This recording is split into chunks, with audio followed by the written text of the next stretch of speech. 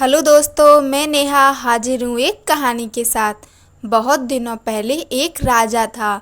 उनकी दो रानियाँ थीं। दोनों रानियाँ निसंतान थीं। राजा सभी मंदिरों में जा जाकर पूजा पाठ करते, घर में पूजा पाठ करवाते, भगवान से विनती करते। रहने पर भी दोनों रानियाँ माँ नहीं बन पाईं। एक बार एक सन्यासी उस राज्य से गुजर रहे थे। राजा के दरबार में सभी लोग कहने लगे कि वे सन्यासी बहुत ही महात्मा हैं, क्यों ना उन्हें राज दरबार में बुलाकर इस समस्या को हल करने के लिए विनती की जाए। राजा ने कहा कि सन्यासी को आदर से महल में बुलाया जाए। वे महात्मा जब महल में पहुँचे, राजा ने दोनों रानियों को बुलाकर कहा, महात्मा का सत्कार बड़े आदर के साथ होना चाहिए। बड़ी रानी उसी वक्त तैयार हो गई और महात्मा को बड़े आदर के साथ खिलाने लगी। छोटी रानी महात्मा के फटे कपड़ों की ओर देखकर उनकी सेवा करने से इनकार कर देती है।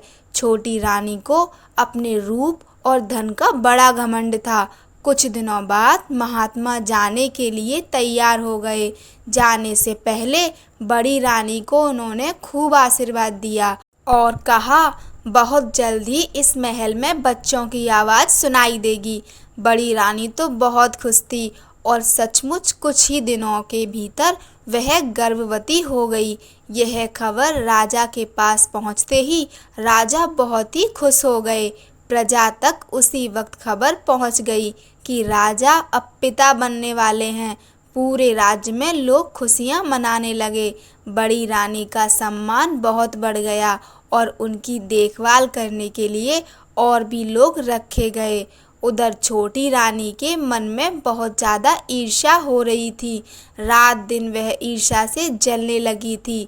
सोच रही थी कि अभी से बड़ी रानी का इतना आदर, ना जाने बच्चे पैदा होने के बाद कितना ज़्यादा आदर होगा। छटपटा रही थी छोटी रानी।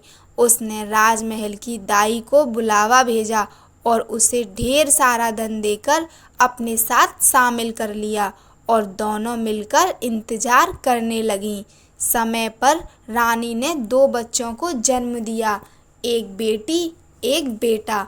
दाई ने तुरंत बच्चों को एक झांपी में रखकर छोटी रानी के पास ले गई और उसके बाद बड़ी रानी के पास दो पत्थर रख दिए।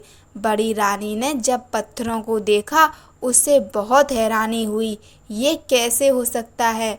उधर राजा खुशी से झूमते हुए बड़ी रानी के पास पहुँचे और जब उन्होंने देखा बड़ी रानी दो पत्थरों को आश्चर्य से ताक रही है, राजा वहीं रुक गए और दाई से पूछने लगे, क्या बात है?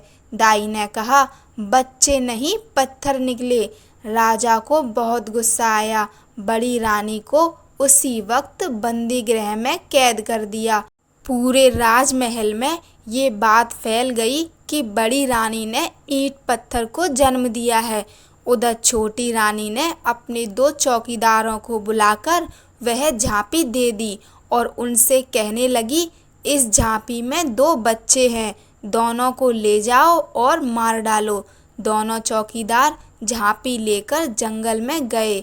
झांपी खोलकर बच्चों को जब देखा, तब दोनों ने निश्चय किया कि बच्चों को वो वहीं छोड़ देंगे। भगवान बच्चों की रक्षा करेंगे। ये सोचकर वही झांपी रखकर दोनों महल वापस आ गए। छोटी रानी ने जब पूछा, हो गया काम? उन्होंने कहा, हाँ, हो गया काम।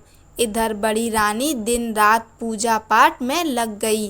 राजा ने बड़ी रानी को फिर से महल में रहने दिया। बड़ी रानी सुबह से शाम तक पूजा करती रहती। पूजा करने के लिए फूल लाने सिपाही को भेजती। एक दिन आसपास कोई फूल नहीं मिले। सिपाही जंगल से फूल लाने गया। जंगल में सिपाही ने देखा बड़े सुंदर चंपा फूल लगे हुए थे। चंपा और बांस का झाड़ पास पास उगे हुए थे। सिपाही फूल तोड़ने के लिए जैसे ही नजदीक आया, चंपा के झाड़ ने कहा, ए भैया बांस बांस। झाड़ ने कहा, काय बहनी चंपा। चंपा ने कहा, राजा के सिपाही फुलवा तोड़े बर आए दे। बांस ने कहा, लग जा बहनी आकाश। जैसे ही बांस ने कहा वैसे ही चंपा का झाड़ ऊपर की ओर बढ़ने लगा। बढ़ते बढ़ते वह इतना बढ़ गया कि सैनिक फूल तक नहीं पहुंच पाए। सैनिक आश्चर्यचकित होकर ताकते ही रहे। सैनिक दौड़ते हुए सेनापति के पास पहुंचे और उन्हें सारी बात बताई। सेनापति ने विश्वास ही नहीं किया। ये सब क्या कह रहे हो? सैनिकों ने कहा, आप एक बार हमारे साथ जंगल चलिए, एक बार खुद देख लीजिए। सेनापति चल पड़े सैनिकों के संग। जैसे ही सेनापति चंपा और बांस के पास पहुंचे, चंपा ने कहा, ए भैया बांस। बांस ने कहा, काय बहिनी चंपा। चंपा ने कहा, राजा के सेनापति फूल तोड़े बर आए हैं। बांस ने कहा, लग जा बहिनी आकाश। चंपा का झाड़ बढ़ते बढ़ते और भी ऊंचे तक पहुंच गया। सेनापति बहुत ही डर गए। दौड़ते दौड़ते पहुंचे मंत्री के पास। अब मंत्री चल पड़े देखने के लिए। चंपा को ऊपर से दूर तक दिखाई दे रहा था। उसने दूर से ही देख लिया कि मंत्री जी आ रहे हैं। ए भैया बांस। बांस ने कहा, काय बहिनी चंपा। चंपा ने कहा, राजा के मंत्री फूल तोड़े बर आए हैं। लग जा बहिनी आकाश। मंत्री जी जैसे ही पेड़ तक पहुँचे, पेड़ और ऊपर और भी ऊपर तक पहुँच गया। मंत्री जी सीधे पहुँचे राजा के दरबार में। राजा ने कहा, इतना घबरा क्यों गए हो? मंत्री ने कहा, आप इसी वक्त मेरे साथ चलिए राजा जी। सारी बात सुनकर राजा ने कहा, मेरी छोटी रानी भी मेरे साथ चलेगी। ये तो उन्हें भी देखना चाहिए। छोटी रानी को खबर देने वही 2 सिपाही पहुँचे जिन्होंने उन बच्चों को वहाँ फेंका था। दोनों खूब डर गए थे। छोटी रानी भी डर गई थी। वे जल्दी से तैयार होकर राजा के साथ चल पड़ी। उधर बड़ी रानी फूल के लिए व्याकुल हो रही थी और सैनिकों को बुलावा भेजी थी, ये जानने के लिए कि वे अब तक फूल क्यों नहीं लाए। बड़ी रानी छोटी रानी के महल के पास से गुजर रही थी। उन्हें छोटी रानी और 2 सिपाहियों की बात सुनाई दी। राजा और छोटी रानी जब जाने लगे, उनकी सवारी के पीछे पीछे बड़ी रानी पैदल ही चलने लगी। बहुत व्याकुल होकर वह चली जा रही थी। चंपा के झाड़ को ऊपर से सब कुछ दिखाई दे रहा था। जैसे ही वे सब पास पहुँचे, ए भैया बांस। बांस ने कहा, काय बहनी चंपा। चंपा ने कहा, छोटी रानी संग राजा फूल तोड़े बर आए हैं। लग जा बहनी आकाश। चंपा का झाड़ और भी ऊंचा हो गया। राजा दोनों पेड़ों के पास पहुंचकर पूछने लगे, क्या बात है, तुम दोनों भाई बहन हो, कैसे चंपा और बांस बन गए? उसी वक्त बड़ी रानी वहां तक पहुंची। चंपा ने जोर से कहा, ए भैया बांस। बांस ने कहा, काय बहनी चंपा।